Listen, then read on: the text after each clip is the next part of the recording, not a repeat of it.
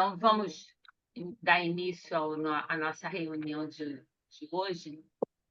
Vamos começar pedindo a Deise que faça a nossa página do Vinha de Luz, capítulo 17, né? Para nós. Capítulo 17.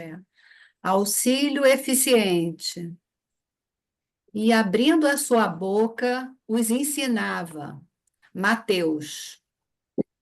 O homem que se distancia da multidão raramente assume posição digna à frente dela.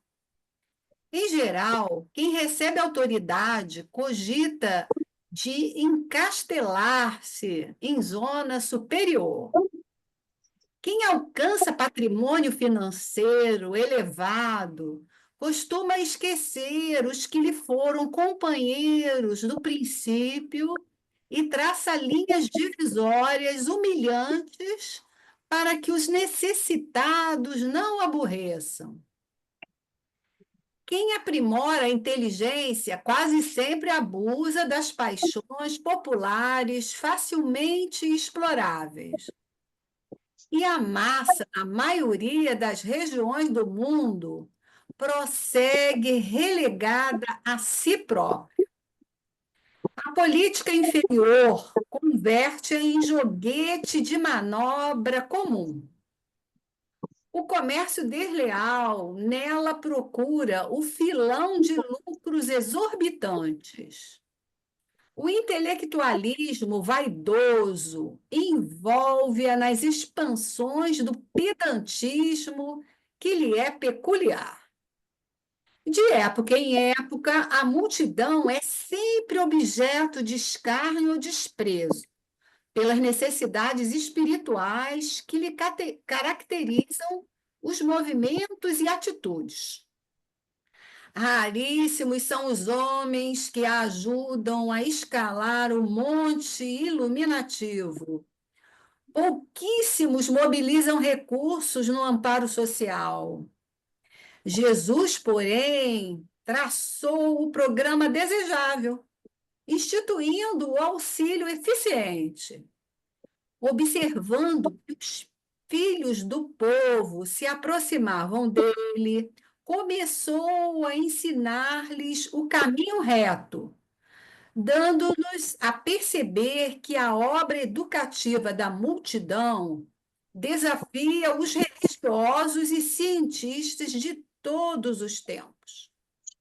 Quem se honra, pois, de servir a Jesus, imite-lhe o exemplo.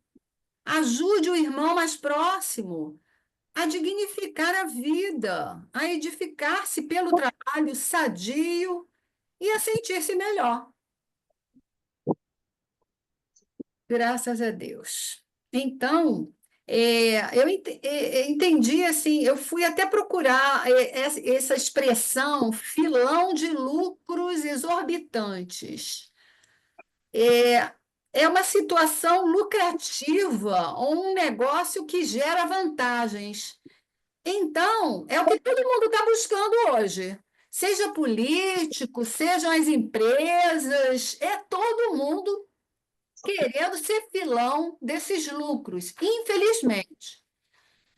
O monte iluminativo que Jesus explicou, esse monte, é uma escalada que é necessário, né? A gente ajudar o próximo, né? Então, é difícil quem ajuda a escalar esse monte iluminativo. É difícil. Mas existem pessoas que se doam e ajudam ao próximo, né? E, e eu acho que é tão simples, né, esse final, porque ajude o irmão mais próximo a dignificar a vida, edificar-se pelo trabalho sadio e sentir-se melhor. Quem se honra pode servir Jesus, imite-lhe o exemplo, né? Quer dizer, o que a gente gostaria para a gente, né? A gente faz para o próximo. Tão simples, né? E milênios, milênios, e a gente continua ainda precisando repetir e falar. Mas muita gente já ouviu, já está praticando, graças a Deus, e ainda restam alguns, mas esperamos que a maioria vença, graças a Deus. Eu vou pedir ao Alberto para fazer a nossa prece inicial de hoje.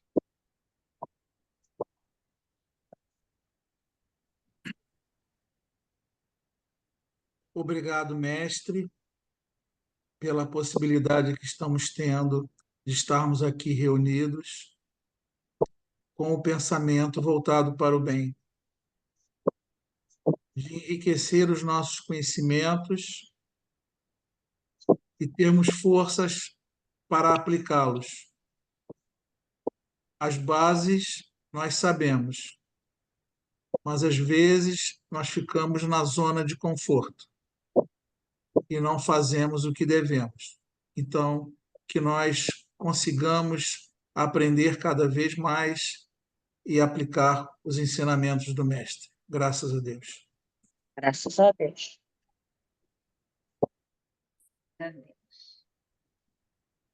Bem, hoje o nosso estudo é o capítulo 27 dos Mensageiros.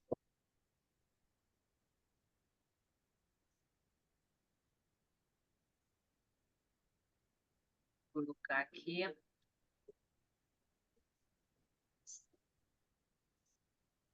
Entrou para todo mundo? Sim? Capítulo da semana passada foi ouvindo os servidores, né? Foi um capítulo bem interessante que a Jane fez para a gente, que a gente pôde observar várias coisas que eles nos ensinaram, né? Como nós devemos fazer no trato com o semelhante, com aquele semelhante que está passando por um momento difícil, enfrenta muitas dificuldades, dor, né? Coisas novas quando a gente vai para o mundo espiritual, carrega conosco a saudade daqueles que ficaram e tem a problemática ainda para resolver, para solucionar. Então, foi bem interessante. Para aqueles que não puderam vir, espero que tenham, né, o vídeo para que hoje a gente vai dar continuidade, né? Hoje o capítulo se intitula O Caluniador. Também é um capítulo bem interessante, que dá margem a gente refletir bastante e debater. E vamos ver se a gente tira um maior proveito dele em cada frase dita do orientador, né? E a gente vai descobrindo várias coisas. Espero que a gente possa fazer um bom trabalho em conjunto hoje.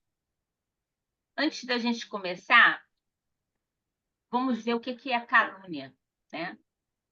A calúnia é acusar falsamente alguém de ter cometido um crime. Ela, inclusive, existe o crime de calúnia, né, previsto no artigo 138 do Código Penal, consiste em acusar falsamente alguém de ter cometido um crime. Também comete o crime de calúnia quem sabe que determinada acusação da prática de um crime é falsa, né? E mesmo assim divulga essa acusação, tendo em vista que dá publicidade a uma calúnia já realizada. Então, não é somente aquele que faz, né, calunia, inventa, cria uma mentira, né, sobre alguém, algo que nunca ocorreu, que não existe. Aquele também que dá, vamos dizer assim, que ajuda, né, no fomento disso, na divulgação disso, sabendo que é falso, mesmo sem saber, né? Sem saber é maledicência, né? e sabendo é calúnia. Então, existe aí uma gradação, né? A maledicência, todo caluniador é maledicente, né? Mas nem todo maledicente é caluniador. De uma certa forma, porque quando a gente está falando algo de alguém, a gente tem que tomar muito cuidado, prestar muita atenção, né? Se a gente viu, se aquilo realmente aconteceu, se aquilo tem uma finalidade, tem uma utilidade para que a gente esteja divulgando, esteja falando, né? Que senão não devemos falar, porque é da vida de cada um, a não ser em caso de um crime, é claro, né? A calúnia é um crime contra a honra objetiva, que afeta a reputação de uma pessoa perante a sociedade. Consuma-se quando a imputação de um falso fato criminoso chega ao conhecimento de terceiros. Então, é uma coisa realmente que no nosso mundo virou uma coisa muito comum. Ah, fulano caluniou. É uma coisa assim, né? Se torna uma coisa banal, mas não é banal, não. É algo bem ruim que cria problemas gravíssimos na vida daqueles pelas quais isso ocorre, né? E em famílias, inclusive, né? Pela destruição que se faz quando você calunia alguém. Na questão 895 do Livro dos Espíritos, somos alertados de que os efeitos vícios, né? Porque isso é um vício moral, né? A calúnia é um vício moral. É uma deformação, vamos dizer assim, moral do espírito. Falta a ele valores, virtudes, né? Fundamentadas no seu espírito, né? Então, que os defeitos, isso são características da imperfeição do espírito. E que, junto a isso, temos outro indício dessa imperfeição, que é o interesse pessoal, né?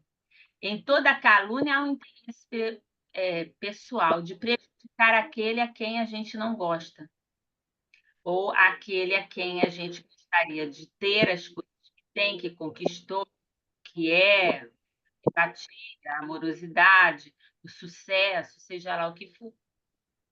O apego que temos à matéria e aos bens materiais nos afasta da elevação espiritual, né? Então, a gente está preso nesse ciclo vicioso da imperfeição moral, sem querer crescer, até porque, na maioria das vezes, a criatura acha que está agindo bem, fazendo o que está fazendo, né?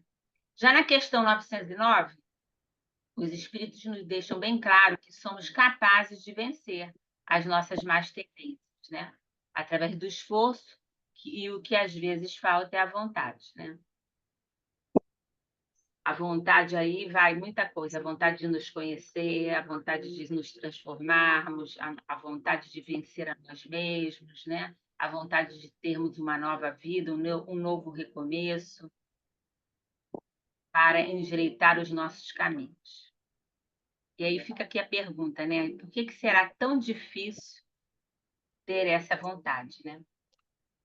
Porque muitas vezes, na grande maioria das vezes, nós ainda nos comprazemos com os delitos, os pequenos delitos que praticamos até chegar a um grande delito, que vira crime.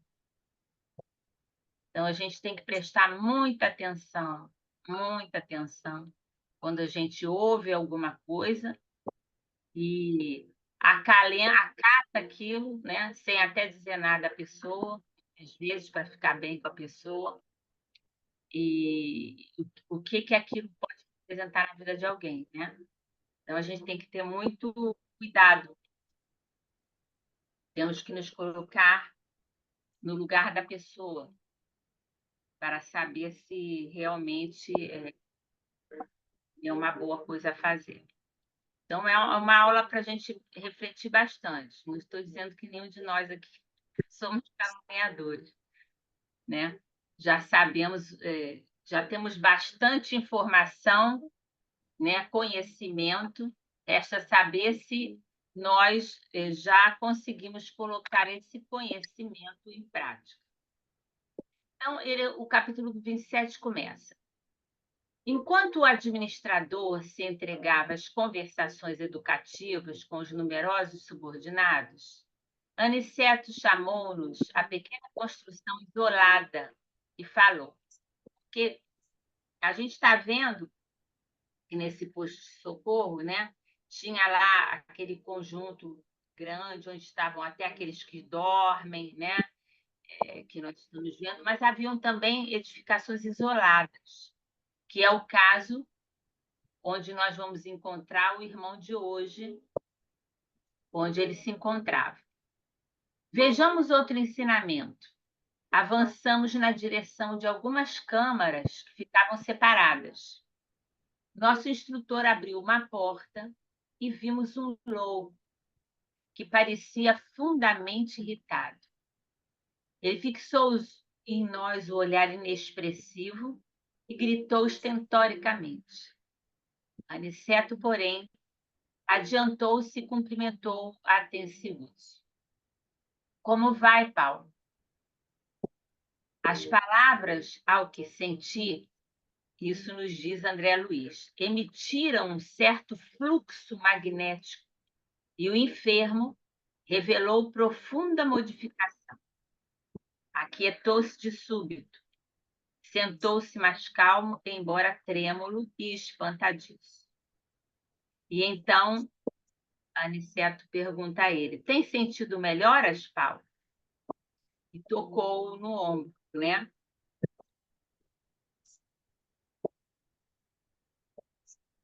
Aí ele pergunta: como vai, Paulo? As palavras, ao que senti, emitiram um certo fluxo magnético, repetiu aqui, e o enfermo revelou profunda modificação. Aquietou-se de súbito, sentou-se mais calmo, embora trêmulo e espantadiço. Tem sentido melhoras, Paulo? Perguntou o nosso orientador, bondosamente tocando ao ombro. Ao contato pessoal de Aniceto, o doente mostrou um raciocínio e respondeu: vou melhorando, graças. À vista da expressão reticenciosa, Aniceto falou em tom firme, como se desejasse auxiliar-lhe a vontade enfraquecida. E disse a ele: termine. O doente fez enorme esforço e concluiu: graças a Deus.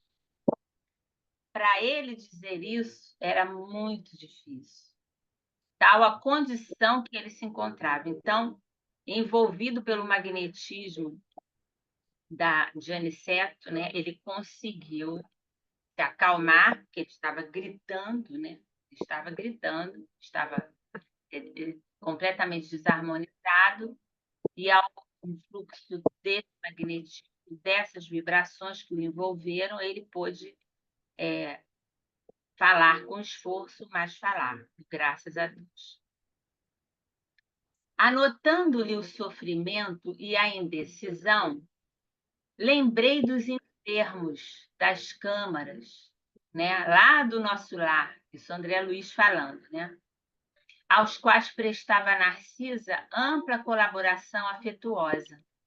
Percebendo-me as íntimas considerações, disse o mentor esclarecido: veem a diferença entre os que dormem, os que estão loucos e os que sofrem? Em nosso lar, não temos os primeiros, os que dormem, e os que se encontram desequilibrados nos serviços da regeneração sentem, na maioria, angústias cruéis. É necessário reconheçamos que os que gemem e sofrem em qualquer parte estão melhorando. Toda lágrima sincera é bendito sintoma de renovação. Vamos parar aqui. Alguém gostaria de falar sobre isso?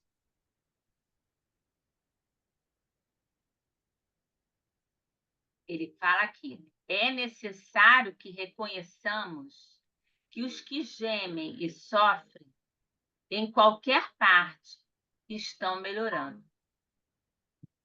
Quando nós vemos alguém gemer, alguém sofrer, alguém com dor, alguém em sofrimento, o que que a gente pensa?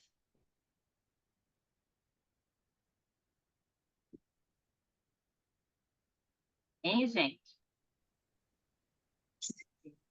A pessoa está precisando de ajuda e ela está querendo sair da situação e o meio de demonstrar é daquele jeito, né? Diferente de outros que se interiorizam tanto que não são capazes de esboçar nenhum gesto ou quase nenhum.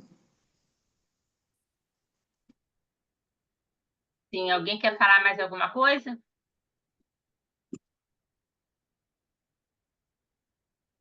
Muitas vezes a gente pensa que a pessoa está em desequilíbrio, né? E ela está realmente em desequilíbrio, né? Mas que ela está numa situação terrível. Mas a gente vai ver que não.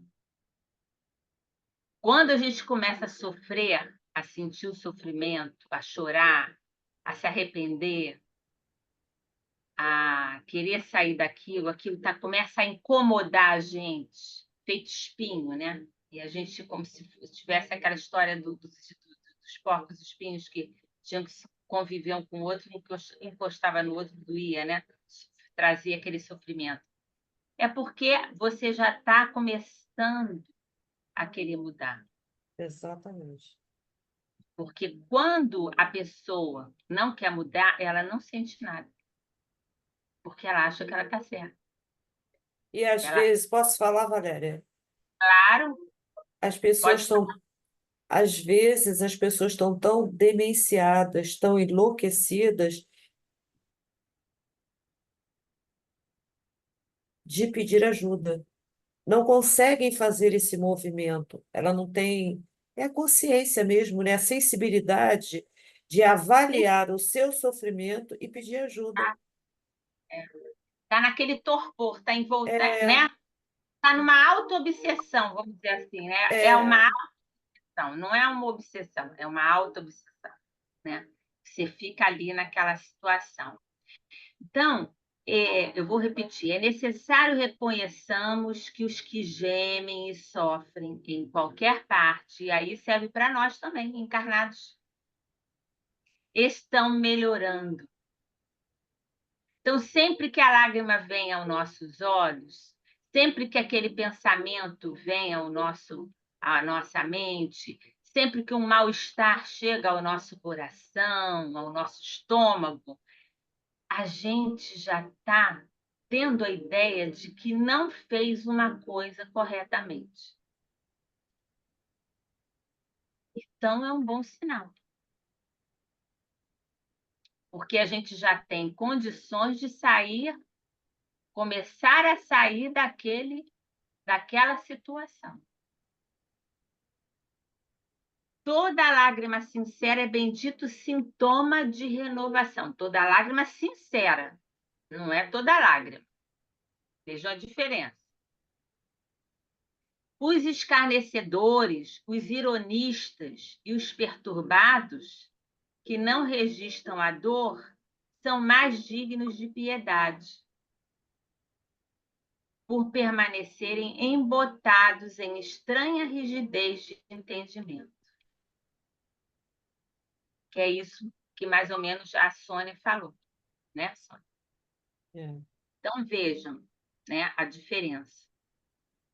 E designando o enfermo sob nossos olhos, afirmou: Paulo é um doente a caminho de melhora positiva.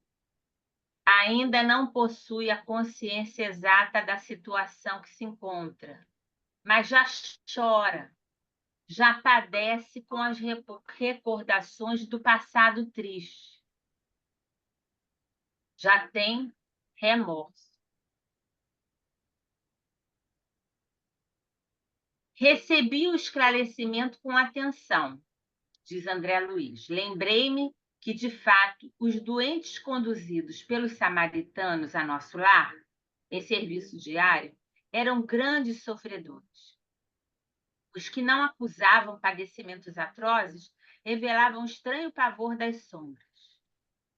A única entidade que ali observara com absoluta inconsciência da própria miséria fora a de um pobre vampiro que não encontrara guarida nas câmaras de retificação. Ele não entrou em nosso lar, né? Porque não tinha condições de entrar. Porque são patamares, né? A gente está num posto de socorro. Então, tem a crosta terrestre, né? Tem as camadas de umbral, e esse posto de socorro está numa dessas camadas de umbral. E esses espíritos que lá se encontram são espíritos que têm condição de estarem aqui, naquele posto de socorro, não em nosso lar, que é acima.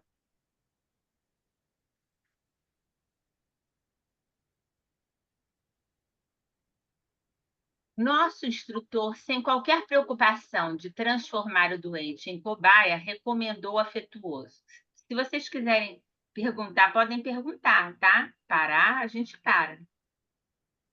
Concentrem no Paulo a capacidade de visão. Então, ele pede para que eles, Vicente e André Luiz, fixassem o olhar em Paulo, né? Para que eles pudessem ter a visão daquilo que Paulo estava emanando, irradiando. Oi? Aos poucos, caracterizou-se a meus olhos a sua tela mental, parecendo formada em compacta sombra noturna. Com surpresa, divisei formas diversas que se movimentavam. Vários vultos de mulher. Ali surgiam, despertando-me enorme admiração. Entre eles, reparei o Desmalha, como que doente, enfraquecida, ansiosa. Alguns homens passavam igualmente, mostrando desesperação. E notei nessas imagens o próprio Alfredo a evidenciar cansaço e extrema velhice prematura. Vozes misteriosas se faziam ouvir. Sobre Paulo choviam maldições e blasfêmias. As mulheres pareciam acusá-lo clamorosamente. Os homens davam ideia de perseguidores ferozes, ocultos no mundo interior daquele enfermo estranho. O que estava acontecendo aqui?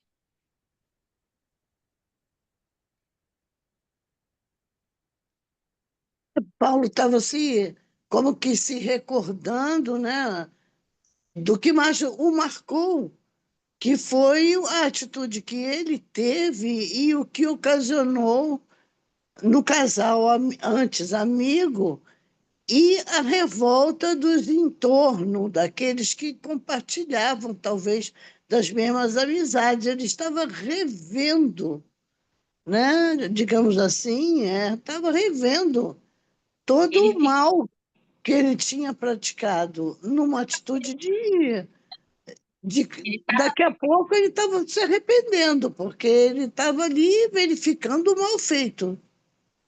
ele estava envolto a isso. Ele estava É, envolto na consciência ainda disso. Ele estava envolto. Isso era o que o perturbava, porque a gente vai ver aqui mais adiante, né, com palavras do Aniceto, exatamente. Então, era como se fosse a aura dele, vamos dizer assim, que estava em torno dele, né? O que ele via? Ele via todo o sofrimento causado por ele a aquelas mulheres, aqueles homens, enquanto ele é. esteve, né? Porque ele caluniou aquelas mulheres, destruiu a vida delas, separou aqueles casais, né? Com mentiras, com falsidades graves, né? Muito graves. Então, por isso que diz, né? Com surpresa divisei formas diversas que se movimentavam. Vários vultos de mulher ali surgiam, despertando-me enorme admiração. Entre eles, reparei o Desmalha, como que doente, enfraquecida, ansiosa. Aí um detalhe, como o Paulo via Ismália, e não como Ismália estava, não é? Aí é a ideia que ele fazia de como ela estava no passado. Ele estava preso ao passado em que ele cometeu aqueles crimes todos que ele cometeu. Não era E algo aí, e aí pode-se dizer que grandes culpas que ele estava sentindo, né? exatamente. Alguns homens passavam igualmente mostrando desespero. Notei que também o próprio Alfredo evidenciava cansaço e extrema velhice prematura. Vozes misteriosas se faziam ouvir. Então, blasfemavam, né? Xingavam, enfim, né? Estavam querendo acabar com ele. Por quê? Porque ele destruiu a vida deles. Os homens davam ideia de perseguidores ferozes ocultos no mundo interior daquele enfermo estranho. Ocultos no mundo interior daquele enfermo estranho. Nós não sabemos dos outros, né? Dos tantos que foram caluniados e sentiram esse ato criminoso, né? Que ele cometeu, Paulo. Mas Ismália estava muito bem. Alfredo também já tinha se recuperado, né? Foi sempre assim? Não. Houve um processo, não é? Um processo grande para que eles pudessem estar de modo diferente. Então, isso aqui é a imagem do que ele fala, cita, né? Aí aqui como aparecendo Ismália, aparecendo outra mulher, aparecendo os maridos, Alfredo, né? E aqui os três. Observando, porém, que os vultos de Ismália e Alfredo se movimentavam naquele painel escuro, André Luiz fala, não pude sofrear a curiosidade e interrompi o minucioso exame, voltando a conversar com o nosso orientador, perguntando, como explicar o fenômeno? Estou assombrado. Antes, porém, que pudesse expressar maiormente o espanto que me dominara, Aniceto ajuntou. Já sei. Admira-se da presença de Ismália e do seu marido nas reminiscências do enfermo. E ante a minha perplexidade, continuou. Lembram-se da história de Alfredo? Temos diante de nós falso amigo que lhe arruinou o lar. Paulo, contudo, não somente cometeu a ingratidão, como envenenou o espírito de outras senhoras, traiu outros amigos e destruiu a alegria e a paz de outros santuários domésticos. Observando Ismália aflita e Alfredo desesperado nas recordações dele, de Paulo, vemos as imagens criadas pelo caluniador para seus próprios olhos. Nossos amigos deste posto evoluíram, transpuseram a fronteira da mágoa, escaparam aos monstros do ódio, vestem-se hoje de luz. No entanto, Paulo os vê como imagina para escarnamento de suas culpas. O criminoso nunca consegue fugir da verdadeira justiça universal, porque carrega o crime cometido em qualquer parte.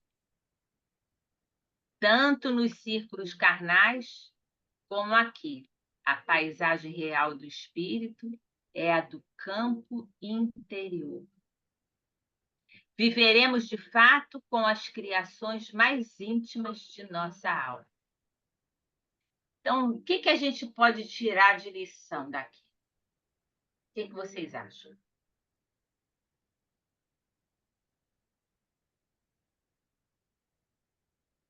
Vamos falar, só a Tereza que fala. Pois é, gente. Ele tem que superar, primeiro tomar consciência do que fez, É. depois se arrepender e depois ir em direção da luz. É isso que ele está tentando fazer, né? E que E está as recebendo. leis, e a prova também de que as leis divinas estão na nossa consciência. A consciência vai conosco, não tem saída. Então, essa é a visão que ele vai ter.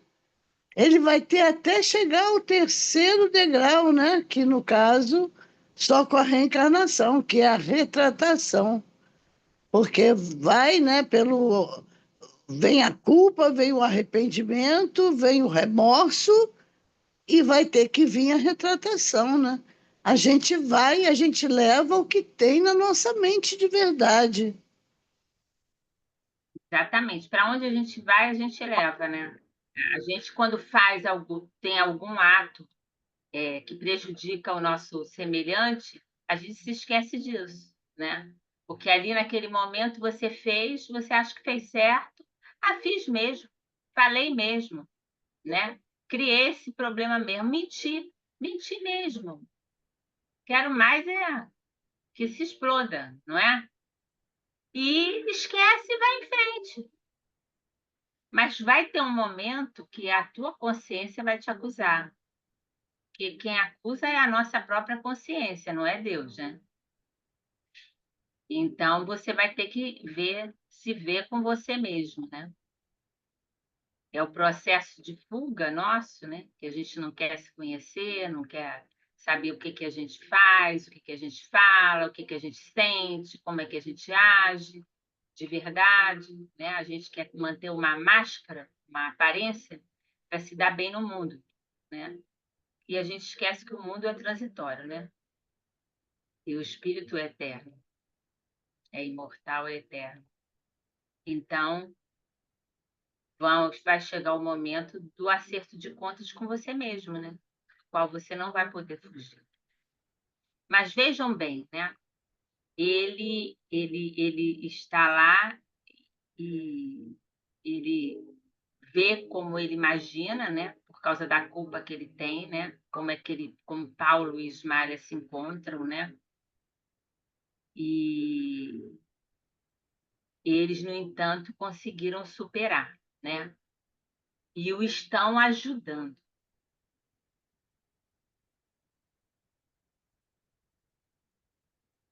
Eu trouxe aqui só para fazer porque às vezes a gente fala assim, fulano calunia e tal, parece uma coisa muito superficial, né? Mas não, é uma coisa muito grave. E a gente pode ver que é um desvio de personalidade, vamos dizer assim, né? A gente, o caluniador, ele pode não ser um sociopata, mas ele tem várias características de um sociopata. E a gente está vendo muito sociopata por aí, né? Na mídia aparece quase todos os dias, né? A gente vê. Então, são pessoas que têm características, elas mentem com frequência. Mentir para elas é como beber água. Elas falam uma mentira como se estivessem falando uma verdade, inclusive acreditam que é verdade, né? Elas desrespeitam o direito dos outros, né? Elas quebram as leis, não têm receio. São impulsivos, mas não é impulsivo como a gente é, às vezes, de falar uma coisa, atropelar alguém, atropelar no sentido de querer falar antes de alguém ou falar junto com alguém. É uma impulsividade que cria problemas graves, né? Entra em brigas, né? Desconsidera a segurança, perde completamente, são irresponsáveis, né? Não se preocupam com as consequências das ações que têm, não se preocupam, né? Não têm quase empatia, elas têm empatia, elas se relacionam muito bem, que elas usam uma máscara, são simpáticas, se demonstram afetuosidade também, mas elas não sentem remorso do que elas fazem. Então, é muito semelhante. As características são muito semelhantes do caluniador e de um sociopata. Então, a gente também tem que estar de olho nisso, porque pode ser que a gente também tenha alguma dessas características, uma ou outra, né?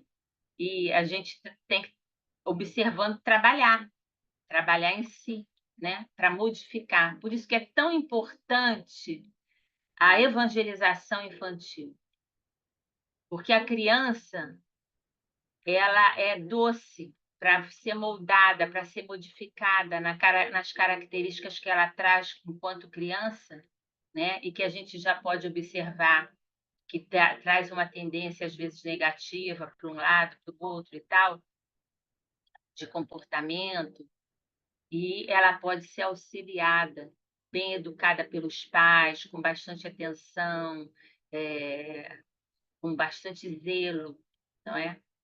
A gente já falou disso até nas outras aulas, né?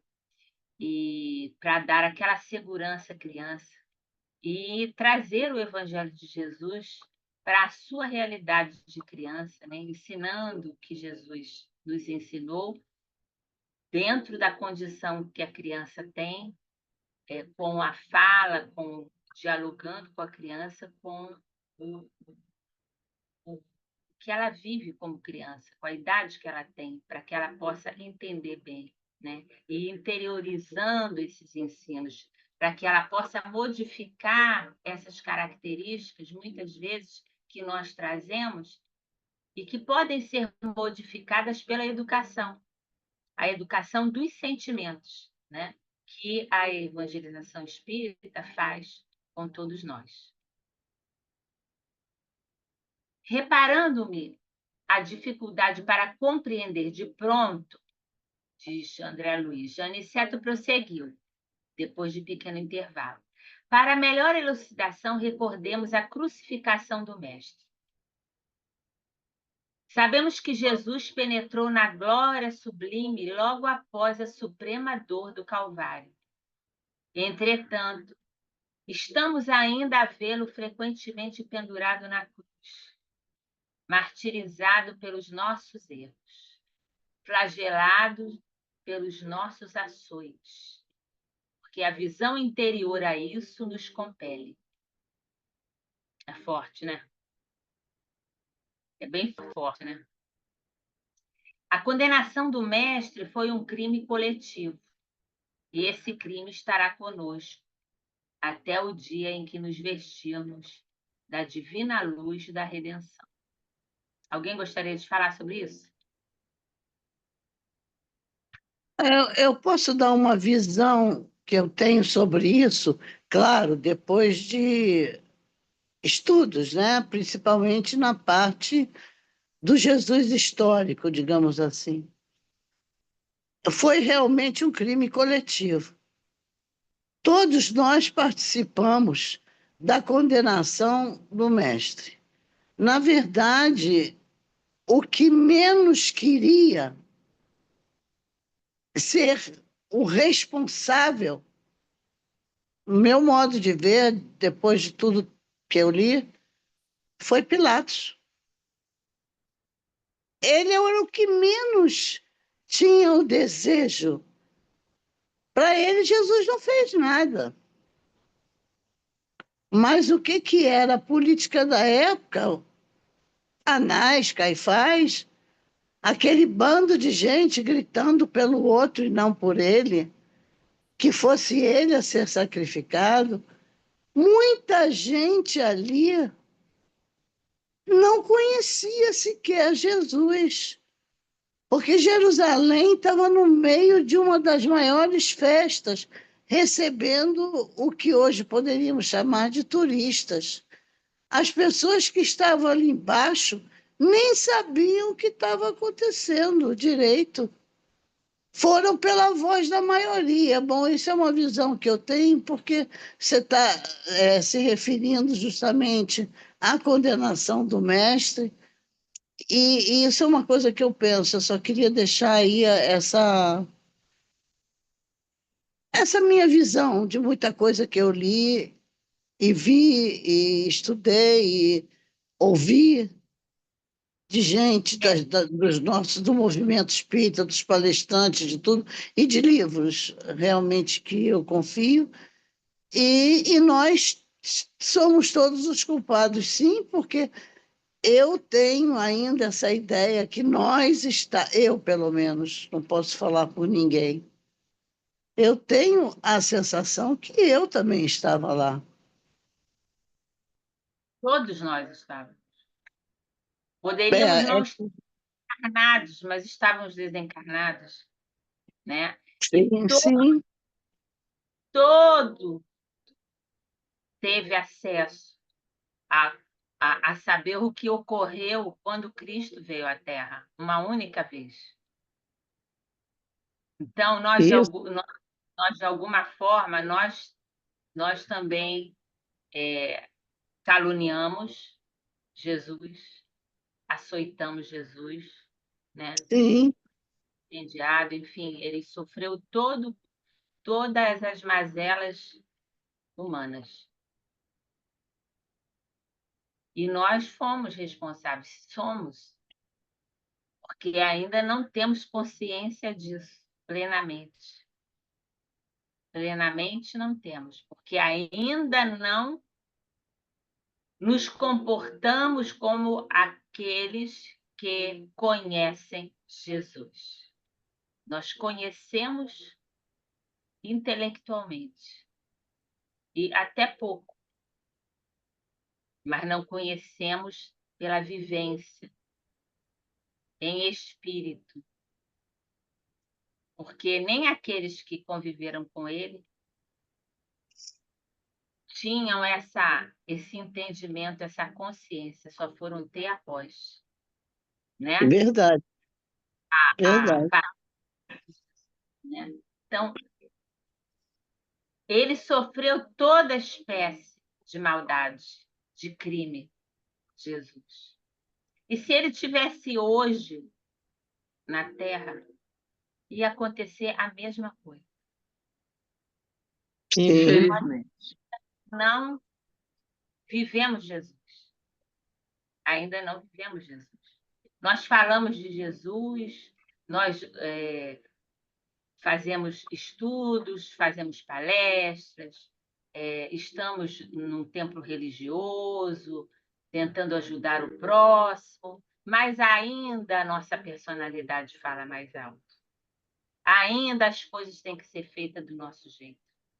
Ainda tem a questão do mando. E Jesus vem implantar a fraternidade entre nós, né? Então, nós todos temos muita responsabilidade. Então,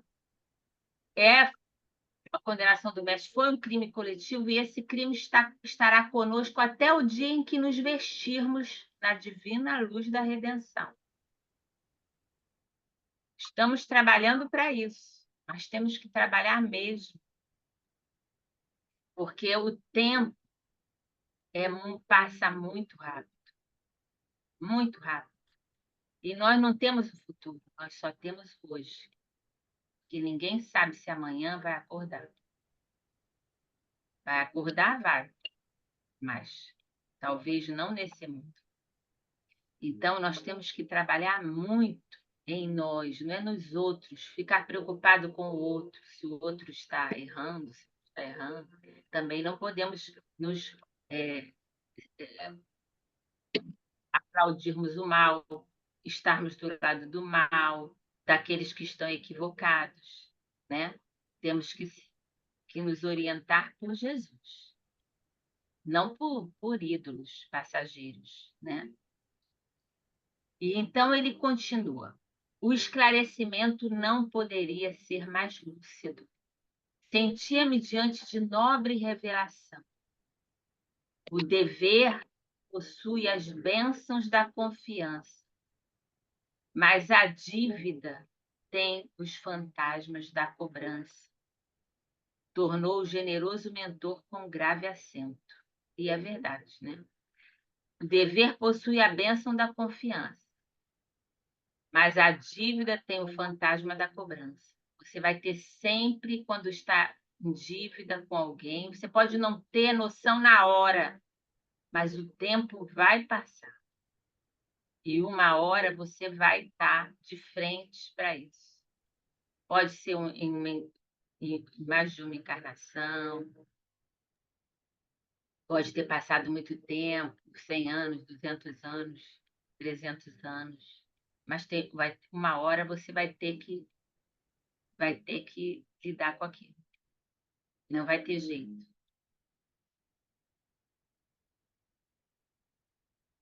Readquirindo a serenidade, interroguei.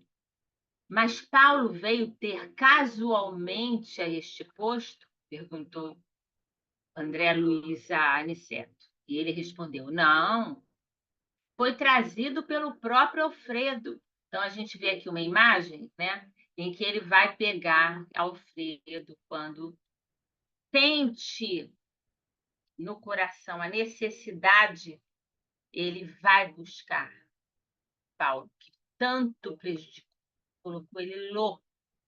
Ele expulsou a esposa de casa, foi uma coisa terrível, foi horrível, destruiu tudo, né? Mas ele, com o tempo na espiritualidade, né? Do outro lado da vida, ele foi trabalhando em si, trabalhando, e foi conquistando, né? Essa necessidade de refazer as coisas, de ajudar aquele que tinha tanto prejudicado a ele e tinha até feito com que ele se atrasasse, né? Porque ele acreditou nele. Ele também fazia tudo de forma as pessoas acreditarem. Paulo, né? Então ele diz: nosso amigo que hoje dirige esta casa de amor, que é Alfredo, desprendeu-se do mundo sob intensa vibração de ódio, assim que ele desencarnou, Alfredo, com intensa vibração de ódio e desesperação. Sofreu muitíssimo nos primeiros tempos, embora nunca fosse abandonado pela dedicação da abnegada companheira, Ismália, que sofreu calada o impropério da traição. Então, ela não criou nenhum problema, não tomou nenhuma atitude contrária a nenhum dos dois, se calou e foi se trabalhando também. E ela, como espírito evoluído, e mais evoluído do que o marido, com essa condição, ela passou a se elevar mais, um patamar acima do que se encontrava Alfredo, que foi ele quem tomou a atitude de colocá-la para fora de casa, de mandá-la embora, né? Alfredo, todavia, não pôde ver Ismália, enquanto não se desvencilhou das baixas manifestações do rancor. Assim também aconteceu com André Luiz, quando ele, depois que passou o tempo no umbral, foi para nosso lar. Ele teve que esperar um bom tempo para conseguir encontrar a mãe. Que a mãe era evoluída. Ela intercedia por ele, Clarencio, trabalhava ele, e foi ajudando André Luiz, até que um dia ele pôde encontrá-la. Então, Alfredo, todavia, não pôde ver Ismália enquanto não se desvencilhou das baixas manifestações do rancor. Veja como isso é importante para nós, né? Muitas vezes a gente está numa situação delicada, que a gente está lá no mundo espiritual, mas isso também serve para a gente aqui no mundo físico, né? A gente está com um problema com alguém, a gente está com raiva da pessoa, a gente está com rancor, está com ressentimento da pessoa e fica pedindo ajuda ao alto, aos benfeitores espirituais. Eles vêm até nós, mas nós não temos condição de vê-los. de estar com eles, porque a vibração é muito diferente. Então, nós temos que trabalhar isso em nós, para não ficarmos assim, para não nos deixarmos envolver pelo rancor, pelo ódio, pelo ressentimento, pela mágoa, a nos produzir câncer, que já está até provado hoje. Então, socorrido em campo da paz, Alfredo compreendeu as próprias necessidades. E tão logo adquiriu algum mérito, ele intercedeu pelo amigo infiel, buscou-o em recanto abismal e tão nobremente se dedicou ao aperfeiçoamento de si mesmo que conquistou a posição de administrador de um posto de socorro. Vejam como ele teve força, vontade firme, coragem para enfrentar aquilo que tinha acontecido com ele e as consequências também dos atos que ele teve em relação ao que Alfredo fez, né? Em relação, eu digo, à sua companheira, ele teve forças para poder superar. Então, ele dedicou, ele tão logo adquiriu algum mérito, intercedeu pelo amigo infiel, Paulo, buscou-o em recanto abismal e tão nobremente se dedicou ao aperfeiçoamento de si mesmo, que conquistou a posição de administrador de um posto de socorro. Trouxe o tutelado em sua companhia e trata-o como irmão atualmente. Não julguem que Alfredo, o marido de Ismália, conseguisse essa vitória espiritual tão somente pelo fato de desejá-la. Ele desejou-a, procurou-a, alimentou-a e agora permanece na realização. Então, a gente tem que ter vontade e tem que ter realização. Tem que ter atos naquele caminho, mudando a nossa conduta.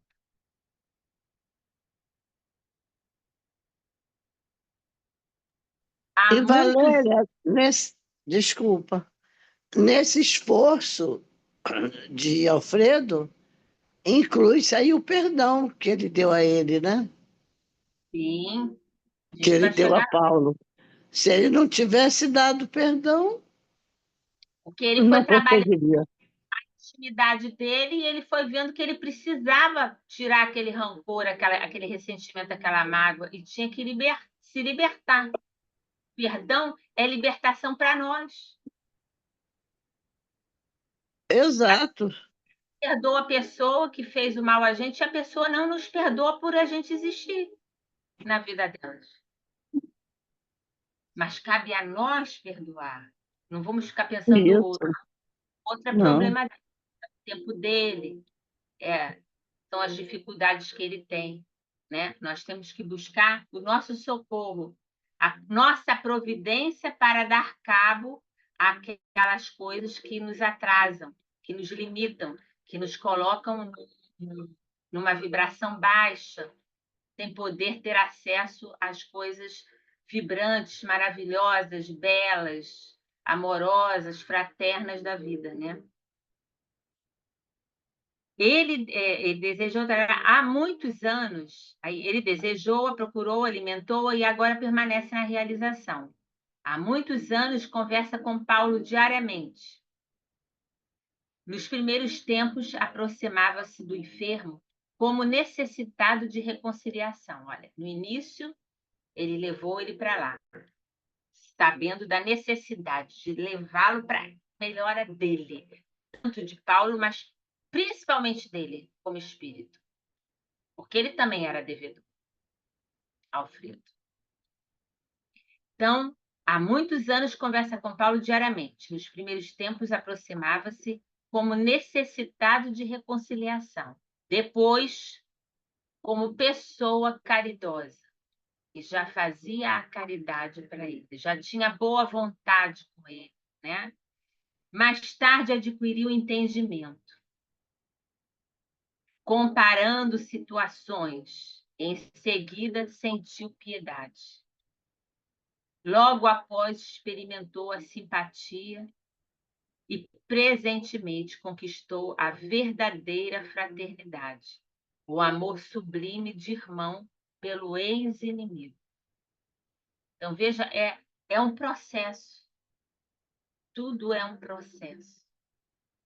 A nossa liberação, a nossa libertação é um processo. Tem que começar uma hora. E a gente não pode desistir, né? Tem que ser firme, corajoso, alimentando aquilo e realizando com os nossos atos.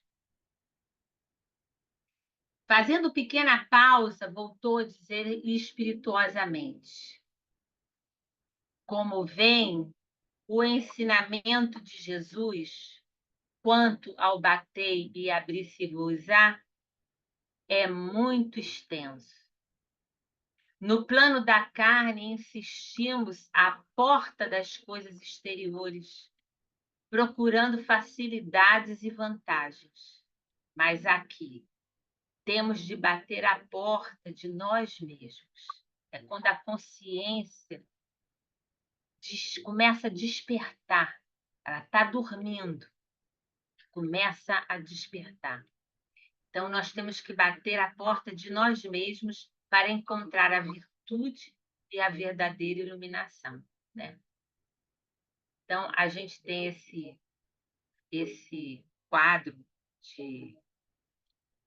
essa imagem aqui de Jesus de um lado e de nós abrindo o nosso coração, né? Para poder se iluminar, tirar toda a carga nociva, a carga negativa, as vibrações perniciosas que nós nutrimos dentro de nós. É como um alimento apodrecido que está dentro de nós e que nos faz mal, mas a gente prefere aquele mal-estar do que ir abraçar o nosso irmão de caminhada, do que ir pedir desculpas. Mesmo às vezes, quando você não cometeu nada contra ele.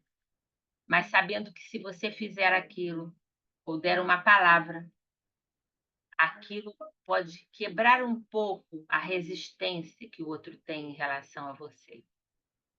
E quando a gente começa a entender que todos nós temos limitações, todos nós podemos cometer enganos, delitos, crimes. Se Deus tem a mesma caridade, o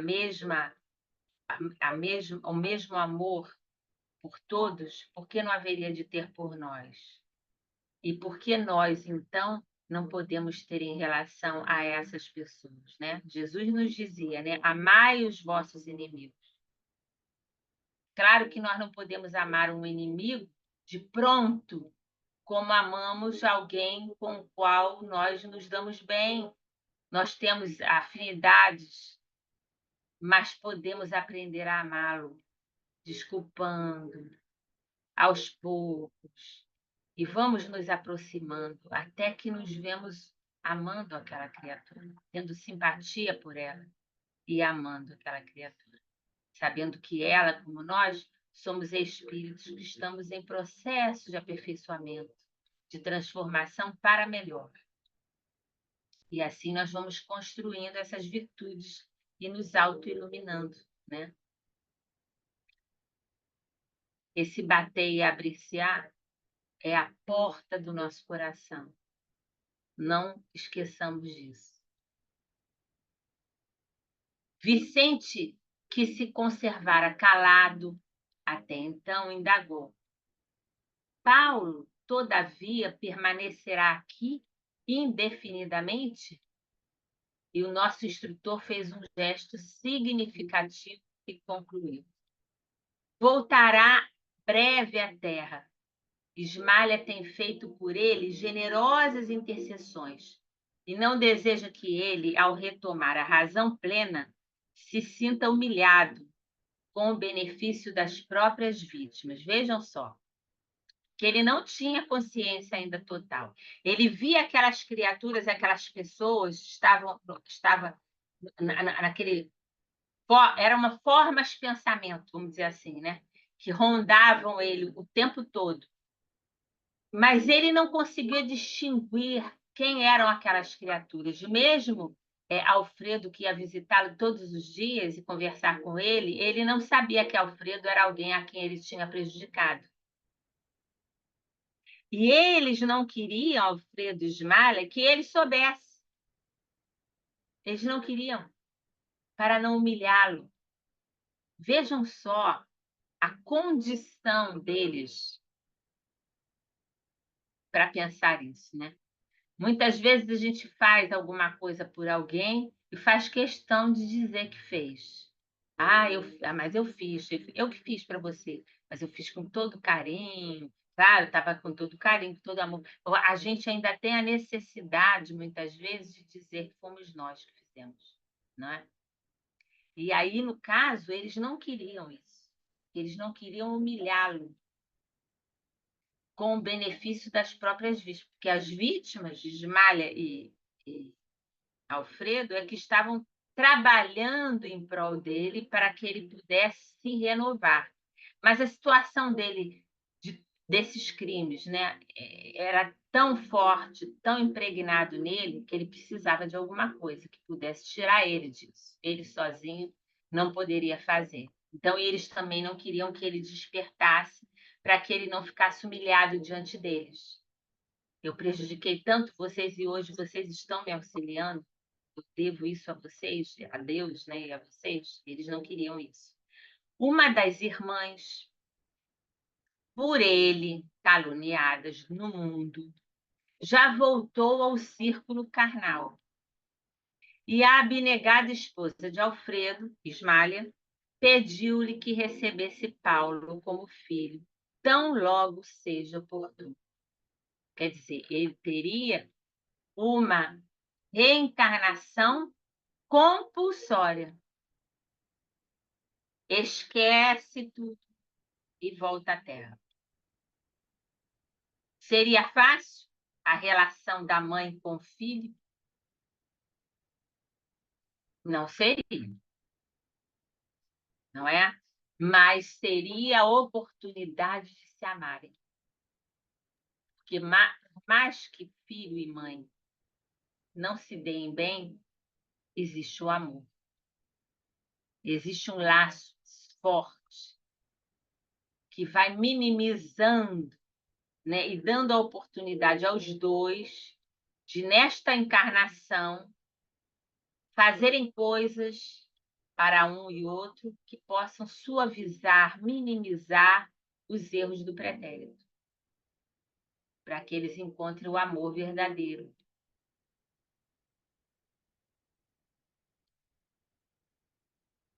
Então, a gente acaba aqui sabendo que ele voltaria, o capítulo acaba aqui, deixa eu ver a hora que é, ainda temos tempo. O capítulo acaba aqui com nós cientes de que ele retornaria ao plano físico, né? Para uma reencarnação compulsória e endireitar os caminhos. Voltaria com uma das mulheres a quem ele tinha caluniado, né? Como mãe.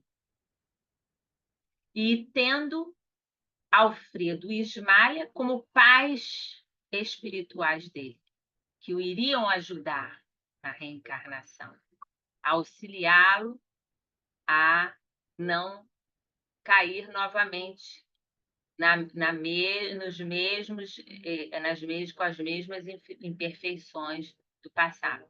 Iriam ajudar aquela família, né? Então vejam como é que a providência divina trabalha, né? É maravilhoso, né? É impressionante, né? E como a gente, sem saber disso, e até sabendo, muitas vezes, a gente desperdiça as oportunidades, né? Que tem, né? Sem compreender o que nós devemos fazer, né? Na nossa caminhada. Alguém gostaria de falar alguma coisa?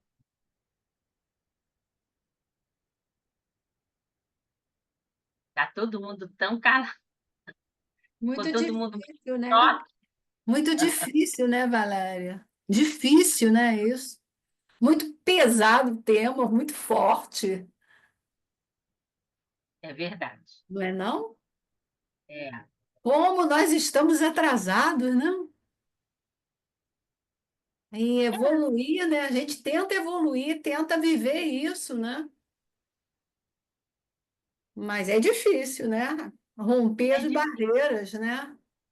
mas a gente já vai trabalhando, já é capaz de entender, já é capaz de discernir melhor, né? Já fica mais fácil de você perdoar, porque nós já temos entendimento. Precisamos colocar em prática, né? Mas conviver é difícil, hein? Mas Viver. conviver é difícil. A gente até perdoa, mas muito longe, longe, perto não dá. Mas é difícil. É É difícil difícil quando ficar você perto, tem né? uma Junto. problemática dessa com você É qualquer realizou assunto. alguém e vem como filho, ou vem como pai, enfim, vai ter uma dificuldade. E a gente vem mesmo na família para poder não fugir, né? Isso. Poder estar A ali gente, a preso, gente, a gente tenta afastar a pessoa, né?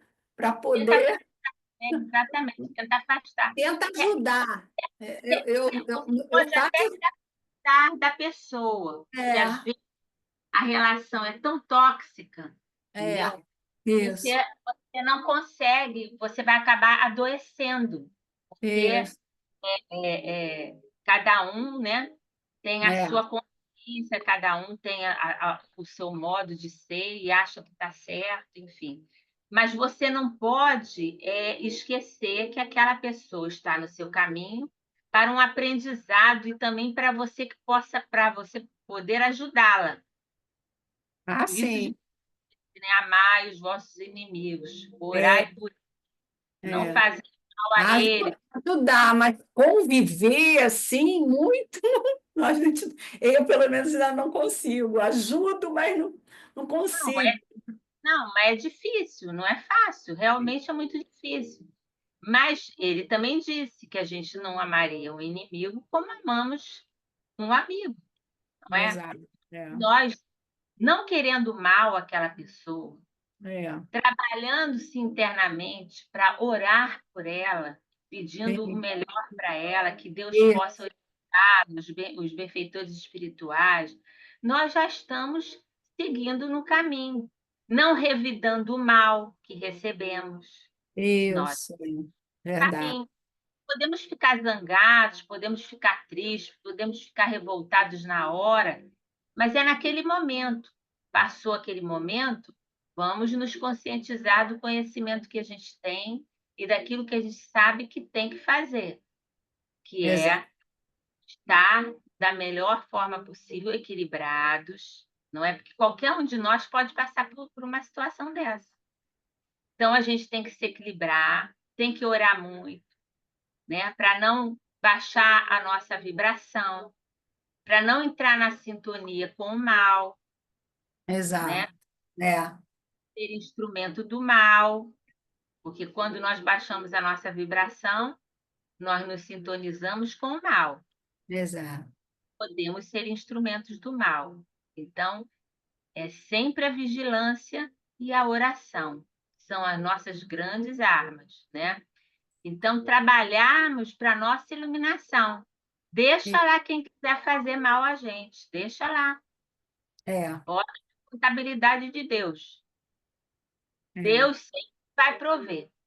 Se nós tivermos atitudes corretas, não revidarmos o mal, não querermos mal àquela pessoa, procurarmos orar por ela, que já é difícil orar por ela, mas vamos trabalhar para orar por elas.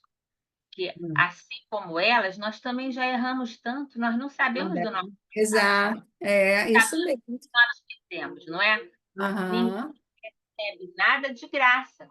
Às é, vezes, nem você pode receber algo que é, vamos dizer assim, o que ele fez, Paulo, né? caluniou todas aquelas mulheres e criou um problema grave com todos, separou todos aqueles casais, destruiu a vida, as famílias todas, né? Mas se também da parte daqueles casais que receberam esse mal, eles tivessem... Nós não sabemos dos outros, né? Nós não sabemos de como foi a vida dos outros, não podemos dizer, porque não está contado aqui. Sabemos de Ismália e de Alfredo. Se algum deles teve controle, não conseguiu ficar casado porque aquilo era demais para ele, acreditando que aquilo era uma verdade, que não era verdade. Não era Exato. verdade. Isso. Também até aproveita para dizer que aquele ditadozinho que fala onde a fogo, até esqueci agora, Onde tem a um negócio, fumaça, fogo. onde a fumaça há fogo, né? A fumaça existe naqueles que gostam de ouvir e naqueles que gostam de ver o que não é da conta deles e aceitam, né? Quando alguém vem contar alguma coisa. Isso não existe. Isso aí começa com a maledicência, né? Você falar mal da pessoa porque ela usa uma roupa assim, porque usa um corte de cabelo assim, porque anda assim, que, enfim, tem um trejeito assim e tal, enfim, esse tipo de coisa. Começa com a gente alimentando essas coisas. Então, a gente tem que prestar atenção, não pode ficar repetindo essas coisas. Onde a fumaça, há fogo. Se falar, deve ter alguma coisa, né?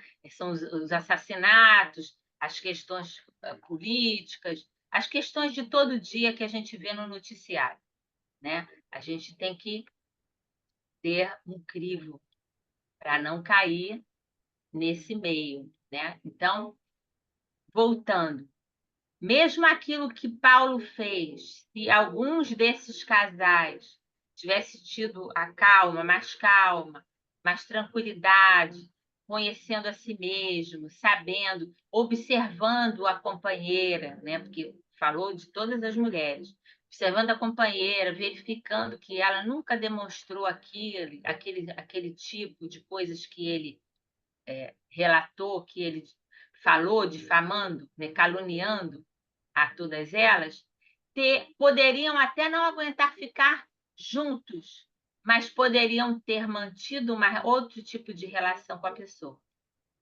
para não prejudicar tanto, como foi o caso de Alfredo e Ismália. Alfredo, a Ismália não, ela aceitou como uma prova para ela a situação. Ela aceitou como uma prova, algo que ela tinha que aprender, a se resignar, tirou a lição dela. Porque toda coisa que vem para a gente tem que tirar a lição daquilo. O que isso está querendo me ensinar? Por que isso aconteceu comigo? Não foi de graça. Não quero dizer que eu tenho culpa, tenho responsabilidade, mas alguma coisa eu acho que eu devo aprender com isso. Então, é isso que nós temos que tirar, as lições para sair mais fortes disso. Alguém gostaria de falar alguma coisa? Porque eu trouxe umas coisinhas e a gente ainda tem um tempinho. Ninguém falou nada, então vamos lá. Aí eu trouxe só esse finalzinho aqui. E uma parte do Evangelho segundo o Espiritismo, que fala, Simeão, né? Que fala, espíritas, não vos esqueceis de que, tanto em palavras como em atos, o perdão das injúrias nunca deve reduzir-se a uma expressão vazia. Se vos dizeis espíritas, sede-o de fato. Esquecei o mal que vos tenham feito e pensai apenas numa coisa, no bem que possais fazer. Aquele que entrou nesse caminho não deve afastar-se dele, nem mesmo em pensamento, pois sois responsáveis pelos vossos pensamentos que Deus conhece. Fazei, pois, que eles sejam desprovidos de qualquer sentimento de rancor. Deus sabe o que existe no fundo do coração de cada um. Feliz aquele que pode dizer cada noite, ao dormir: nada tenho contra o meu próximo. É verdade. É isso que nos dá um descanso em paz. Nada tenho contra o meu próximo.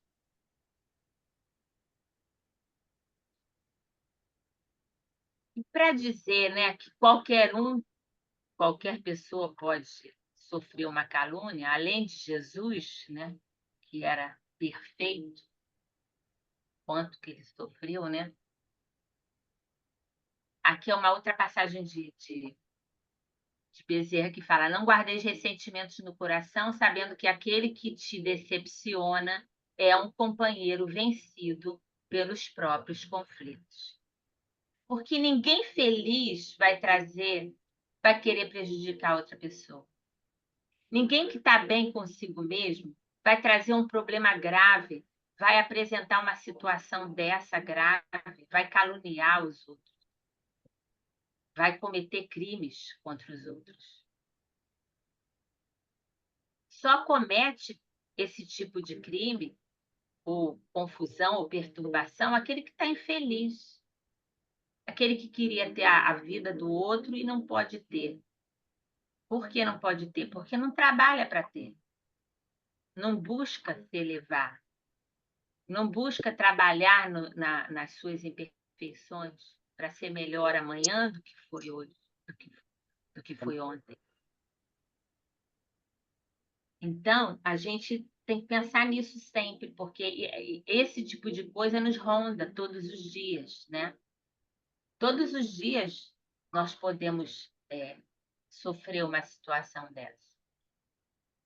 E temos que saber como vamos procurar reagir. Ao certo, nunca sabemos, mas o certo é que temos que ter tranquilidade, porque existem muitos loucos por aí. Temos que tomar nota se nós não somos um deles, para não termos responsabilidade nisso, né? Porque pior é quem provoca, não é quem sofre.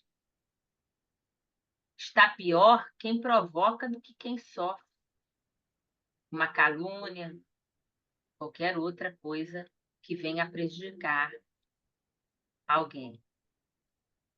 Então, eu peguei em Obras Póstumas uma parte que fala da missão, né? Que Kardec fala da missão dele, né? Então, ele pergunta, né? Na casa do senhor Carlotti, com a médium Aline, ele pergunta ao Espírito Verdade, né? Bom Espírito, eu desejara saber o que pensas da missão que alguns espíritos me assinaram, quer dizer, né? Colocaram que ele tinha.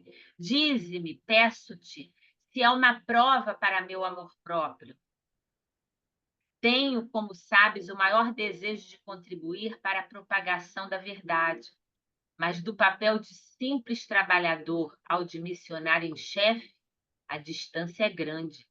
E não percebo o que possa justificar em mim tal graça, de preferência a tantos outros que possuem talento e qualidades que não dispõem. Então, ele está se colocando, né? Está no capítulo 8, segunda parte. Aí o Espírito Verdade responde: confirmo o que te foi dito. Mas olha só o que ele fala. Mas recomendo-te muita discrição. Se quiseres sair-te bem, tomarás mais tarde conhecimento de coisas que te explicarão o que ora te surpreende. E não esqueças que podes triunfar, como podes falir. Neste último caso, outro te substituiria, porquanto os desígnios de Deus não assentam na cabeça de um homem. Nunca, pois, fales da tua missão. Seria a maneira de a fazeres malograr-se. Ela somente pode justificar-se pela obra realizada, e tu ainda nada fizeste. Se a cumprires, os homens saberão reconhecê-lo, cedo ou tarde, visto que pelos frutos é que se verifica a qualidade da árvore. Veja o que o Espírito Verdade, que Jesus, né, disse para Kardec, esse homem ímpar que esteve entre nós. Aí ele pergunta novamente: nenhum desejo tenho certamente de me vangloriar de uma missão na qual dificilmente creio. Se estou destinado a servir de instrumento aos desígnios da providência, que ela disponha de mim. Nesse caso, reclamo a tua assistência e a dos bons espíritos, no sentido de me ajudarem e me ampararem na minha tarefa. E a resposta: a nossa assistência não te faltará, mas será inútil se de teu lado não fizeres o que for necessário. Tens o teu livre-arbítrio, do qual podes usar como entenderes. Nenhum homem é constrangido a fazer coisa alguma. Então, vejam, dadas as proporções, vamos pensar que fôssemos nós perguntando a um benfeitor espiritual sobre alguma situação que a gente está vivendo. Ele nos diria a mesma coisa. A nossa assistência não te faltará, mas será inútil se de teu lado não fizeres o que for necessário. Não nos esqueçamos disso, né? Porque a gente vê muita coisa assim. E a gente também faz muita coisa. E aí ele pergunta de novo: que causas poderiam determinar o meu malogro, o meu fracasso? Kardec pergunta ao Espírito Verdade: seria insuficiência das minhas capacidades? E ele responde: não, mas a missão dos reformadores é prenhe de escolhos e perigos, é repleto de perigos e de escolhas. Previno-te de que é rude a tua. Portanto, se trata de abalar e transformar o mundo inteiro. Não suponhas que te baste publicar um livro, 2 livros, 10 livros, para em seguida ficares tranquilamente em casa. Tens que expor a tua pessoa. Você vai ter que se expor. Suscitarás contra ti ódios terríveis. Inimigos encarniçados se conjugarão para a tua perda. Ver-te-ás abraços com a malevolência, com a calúnia, com a traição mesma dos que te parecerão os mais dedicados. As tuas melhores instruções serão desprezadas e falseadas. Por mais de uma vez sucumbirás sob o peso da fadiga. Numa palavra, terás de sustentar uma luta quase contínua, com o sacrifício de teu repouso, da tua tranquilidade, da tua saúde e até da tua vida, pois sem isso viverias muito mais tempo. Ora bem, não poucos recuam quando, em vez de uma estrada florida, só veem sob os passos urzes, pedras agudas e serpentes. Para tais missões não basta a inteligência.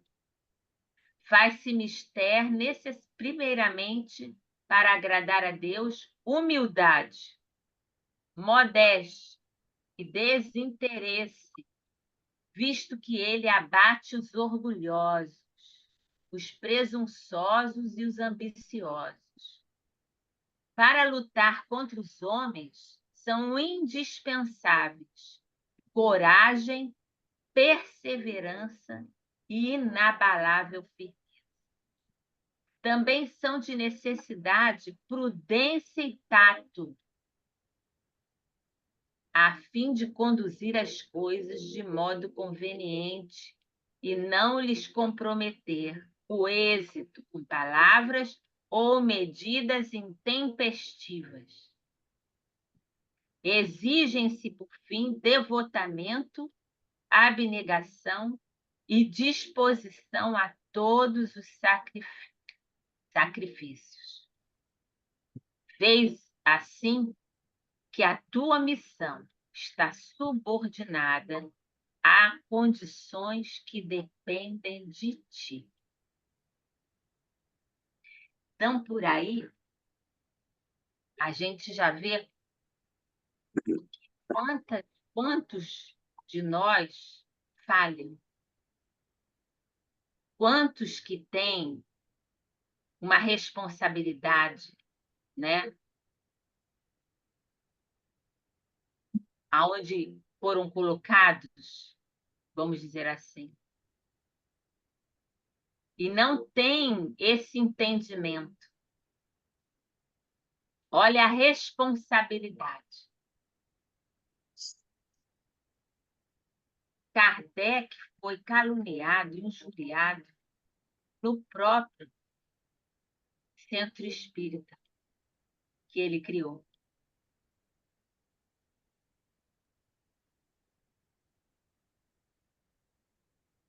E então ele vem e diz para o Espírito Verdade: eu, Espírito Verdade, agradeço os teus sábios conselhos. Aceito tudo, sem restrição e sem ideia preconcebida. Senhor, por que dignaste lançar os olhos sobre mim para cumprimento dos teus desígnios? Faça-se a tua vontade. Está nas tuas mãos a minha vida. Dispõe do teu servo. Reconheço a minha fraqueza diante de tão grande tarefa. A minha boa vontade não desfalecerá. As forças, porém, talvez me traiam. Supre a minha deficiência. Dá-me as forças físicas e morais que me forem necessárias. Ampara-me nos momentos difíceis e, com o teu auxílio e dos teus celestes mensageiros, tudo envidarei para corresponder aos teus desígnios. Isso ele fala, e aí, 10 anos depois, ele traz uma nota na Revista Espírita, de 1º de janeiro de 1867, dizendo: 10 anos e meio depois que me foi dada a comunicação acima, e atesto que ela se realizou em todos os pontos, pois experimentei todas as vicissitudes que me foram preditas. Andei em luta com o ódio de inimigos encarniçados, com a injúria, a calúnia, a inveja e o ciúme. Libelos infames que publicaram contra mim. As minhas melhores instruções foram falseadas. Traíram-me aqueles em quem eu mais confiava, em quem eu mais depositava confiança. Pagaram-me com a ingratidão aqueles a quem prestei serviços.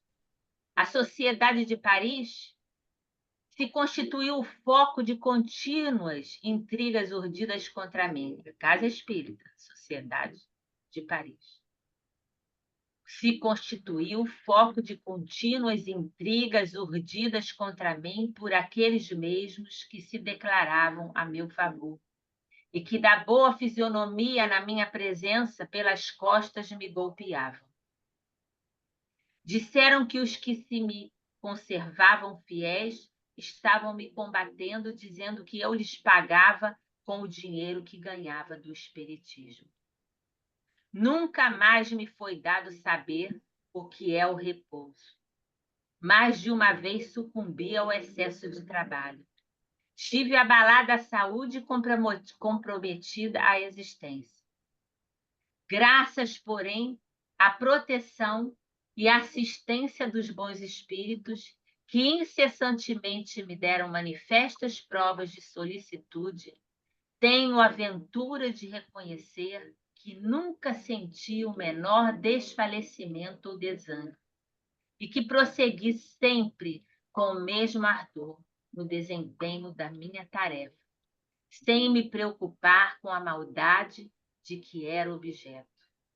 Segundo a comunicação do Espírito de verdade, eu tinha de contar com tudo isso, e tudo se verificou. Mas também, a par dessas vicissitudes, que de satisfações experimentei, vendo a obra crescer de maneira tão prodigiosa, com que compensações deliciosas foram pagas as minhas tribulações. Que de bênçãos e de provas de real simpatia recebi da parte de muitos aflitos, a quem a doutrina consolou. Este resultado não me anunciou o Espírito de verdade, que sem dúvida intencionalmente apenas me mostrar as dificuldades do caminho. Qual não seria, pois, a minha ingratidão se me queixasse? Se dissesse que há uma compensação entre o bem e o mal, não estaria com a verdade. Porquanto o bem, refiro-me às satisfações morais, sobrelevaram de muito mal. Quando me sobrevinha uma decepção, uma contrariedade qualquer, eu me elevava pelo pensamento acima da humanidade e me colocava antecipadamente na região dos espíritos. E desse ponto culminante, donde divisava o da minha chegada, as misérias da vida deslizavam por sobre mim sem me atingirem. Tão habitual se me tornar esse modo de proceder, que os gritos dos maus jamais me perturbaram. Vou acabar aqui.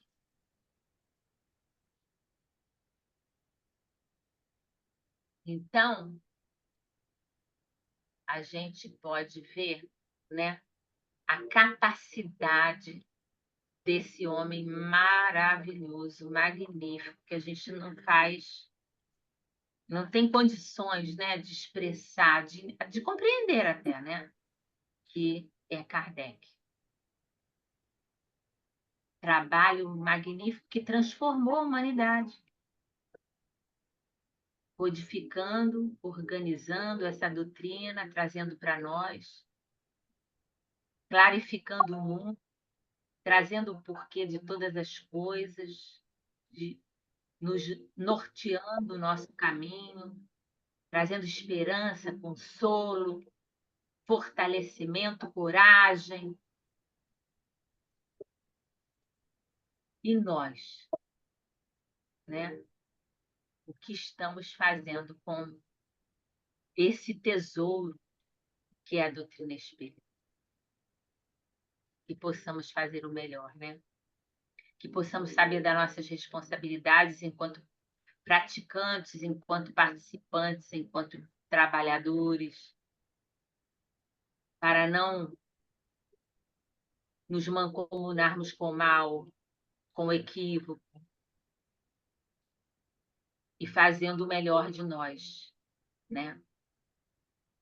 Multiplicando os ensinamentos do Cristo, os organizados por Kardec, clarificando, melhorando o nosso modo de entender, iluminando a nossa visão, o nosso entendimento, para que a gente pudesse chegar onde a gente chegou. Não é tão longe, mas já saímos daquele local onde nos encontrávamos, perdidos, sem esperança, sem discernimento, sem orientação, sem rumo. Hoje a gente já tem essa bússola na mão, que nos diz que somos espíritos imortais, que através das escolhas que fazemos construímos a nossa caminhada, a nossa jornada, que não sofremos as coisas que não necessitamos, que para tudo tem uma lição. E agradecer, né? Porque como Paulo nos disse, Paulo, apóstolo, em tudo dai graças. Então nós temos que agradecer tudo que acontece conosco. Não é para pararmos e ficarmos nos vitimando, mas para aproveitarmos a oportunidade de estarmos passando por alguma prova, ou estarmos tendo a oportunidade da saúde, do equilíbrio da nossa mente, do nosso espírito, e viver essas claridades fazendo o melhor que a gente pode fazer. Não é necessário estar num templo espírita, mas é necessário estar na vida como se a vida fosse um templo espírita, espiritual. Porque nós sabemos que somos espírito e matéria. A matéria é transitória, o espírito é eterno. E temos que construir para esse espírito, e não para a matéria, que vai ficar aqui daqui a pouco. Que esse ensinamento desse livro, né, esse capítulo de hoje, venha trazer grandes reflexões para todos nós. E venha nos oferecer mais e mais condições de colocarmos em prática.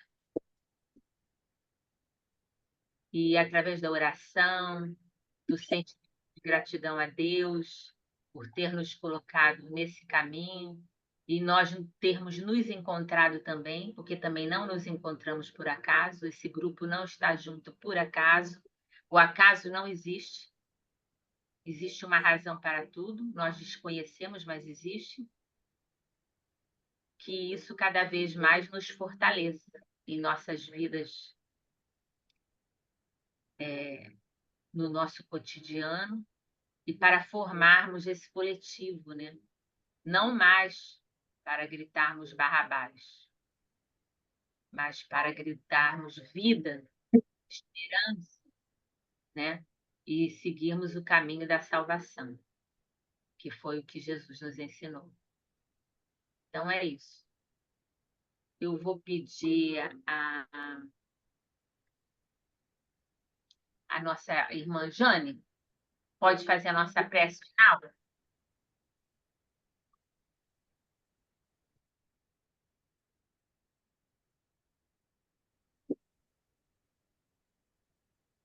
Está sem som, Jane.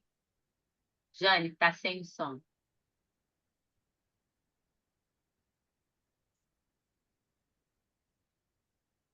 Tá com som? Sim. Então vamos elevar o pensamento a Jesus e agradecer por esses momentos gratificantes que nos colocaram, né, frente a frente com as nossas realidades, diante de um futuro que será construído pelo nosso presente e que, portanto, está em nossas mãos poder fazê-lo da melhor forma possível. Então, pedindo por todos nós força e saúde, e envolvendo aqueles nossos irmãos que se encontram em nosso grupo de oração, e porque em todas as noites estamos pedindo, e que eles contam com as nossas preces, com os nossos pensamentos positivos, com as nossas vibrações amorosas, pedindo sempre por eles, que eles possam ter paciência, esperança, bom ânimo, e que para isso, Jesus, possam contar sempre com a tua presença amiga, amorosa, que todos nós também precisamos contar para podermos cada vez mais pensarmos uns nos outros e fazer do nosso planeta um planeta sempre melhor. Graças a Deus, graças a ti, Jesus. Ser sempre conosco, hoje e sempre. Graças a Deus. Graças a Deus. Graças a Obrigada. Deus. Graças a Obrigada Deus. pela participação de vocês. Espero que a gente possa ter entendido um pouquinho melhor, né? Com certeza. Sim, obrigada, obrigada. Muito obrigada por esclarecer tanta coisa. Muito Tudo isso obrigada. todos nós, né? Fiquem Então, todos com Deus.